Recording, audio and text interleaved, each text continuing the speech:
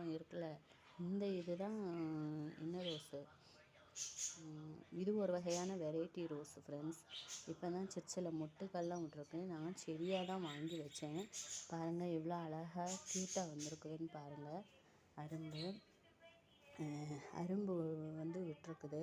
இன்னுமே இதில் தளிர்கள்லாம் விட்டுருக்கு பாருங்கள் ஃப்ரெண்ட்ஸ். எவ்வளோ க்யூட்டாக இருக்குதுன்னு பார்த்தீங்களா. இதில் தான் குட்டியாக இது லீஃப் எல்லாம் அப்புறமா ஸ்டெம்ஸ் வச்சு அப்புறமா மொட்டு வச்சு இருங்கும் ஃப்ரெண்ட்ஸ். நம்ம அதுக்குன்னு குறிப்பிட்ட வேலையை நம்ம கொடுக்கணும். அவசரப்பட்டு அதெல்லாம் பண்ணிட முடியாது. அப்புறமா இங்கே பாருங்கள், இன்னும் கொஞ்சம் தளிர் விட்டுருக்கு பாருங்கள் ஃப்ரெண்ட்ஸ். தெரியுதா இந்த கொஞ்சம் இது பண்ணியிருக்கா. அப்புறம் இந்த பாக்ஸ்லேயும் கொஞ்சம் எடுத்து வைக்கணும். என்ன சொல்கிறேன், பதியம் போட்டு வைக்கிறதுக்குன்னா இந்த பாக்ஸை யூஸ் பண்ணிக்கலாம் ஃப்ரெண்ட்ஸ். இதில் பாருங்கள், இந்த பதியம் போட்டு வைக்கிறதுல கொஞ்சம் காஞ்ச சருகெல்லாம் போட்டு வச்சுருக்கேன் ஃப்ரெண்ட்ஸ்.